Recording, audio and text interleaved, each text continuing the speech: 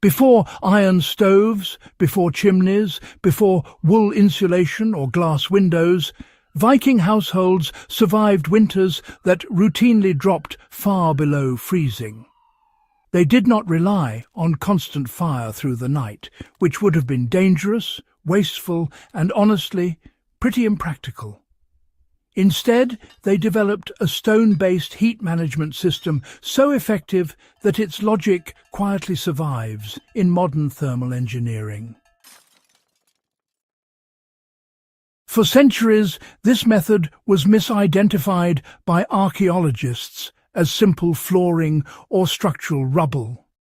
In reality, it was a deliberate night warmth layout designed to store, distribute and release heat slowly while people slept.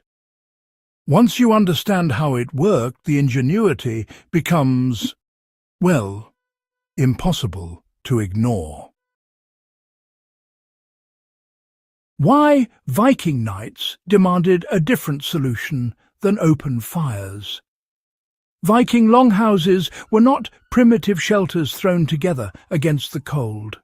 They were carefully designed environments meant to function through months of darkness and snow.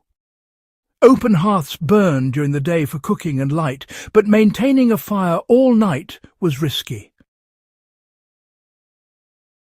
Sparks could ignite thatch roofs, oxygen levels dropped in enclosed spaces, and fuel was just too valuable to waste.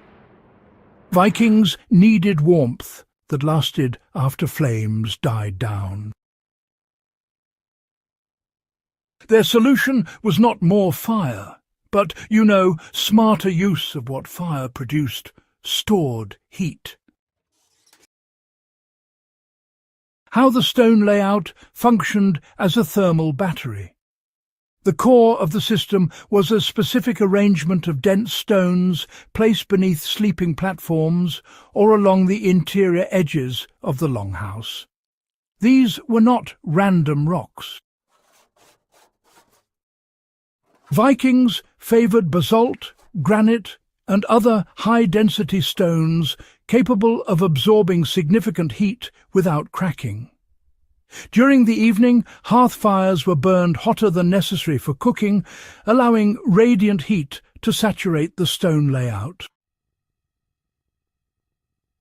Once the fire was reduced or, extinguished, the stones continued releasing heat slowly for hours. This created a stable overnight temperature that prevented hypothermia without active flames. Why archaeologists overlooked the layout for generations. For much of the 20th century, excavations uncovered flattened stone layers beneath floor timbers and sleeping benches. These were recorded as foundation packing or drainage layers. The mistake was understandable, but honestly quite costly. Only when thermal modelling was applied to reconstructed longhouses did researchers notice how these stones altered heat retention overnight. Experimental archaeology in Scandinavia confirmed that rooms with the stone layout stayed warm up to 6 hours longer than identical structures without it. What had been labelled structural debris turned out to be a heat storage system refined through generations of lived experience. How the placement of stones mattered more than their quantity. Vikings did not pile stones indiscriminately. The layout followed airflow patterns inside the longhouse. Stones were placed where heat naturally settled as fires burned and where bodies rested during sleep. Beneath wooden sleeping platforms, the stones were separated from direct contact with skin by timber and hides, preventing burns while allowing radiant warmth to rise. Along walls, stone runs reduced cold seepage from frozen ground. This strategic placement ensured maximum benefit from minimal material, a necessity in regions where hauling stone was labour-intensive. How this knowledge can be applied in modern low-tech survival settings. The principles behind the Viking night warmth layout are directly usable today. In an off-grid cabin, stones can be placed beneath a raised sleeping platform near a wood stove. The stones should be heated indirectly over several hours, never in direct flame, then allowed to radiate heat through the night.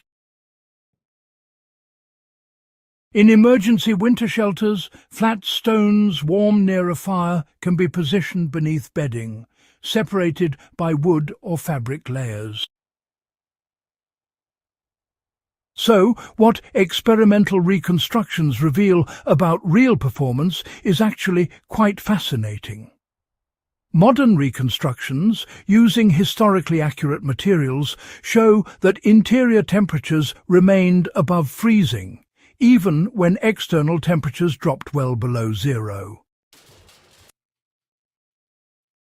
More importantly, the temperature decline was, gradual rather than sudden.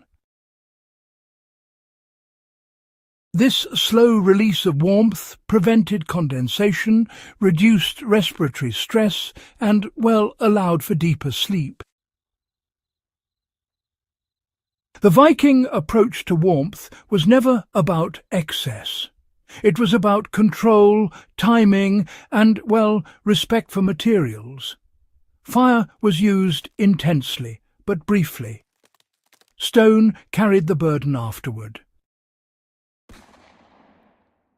This philosophy appears across Viking technology, from ship design to food preservation. The night warmth stone layout was not an isolated trick, but part of a worldview that valued systems which continued working long after human effort stopped. As chimneys, metal stoves, and industrial heating spread, the knowledge faded. Stone layouts were torn out, or, just buried beneath new floors. Yet today, as interest returns to passive heating, energy independence, and resilient shelter design, this Viking solution feels, remarkably modern. It requires no moving parts, no fuel overnight, and no risk. It works silently, exactly as it did 1,000 years ago. Understanding this system is not about nostalgia. It's about recognizing that some of the most effective solutions to survival were developed long before modern technology complicated them. If this deep dive into Viking thermal engineering added value to your understanding of the past, support the channel by subscribing, sharing this episode, and helping keep serious historical knowledge alive.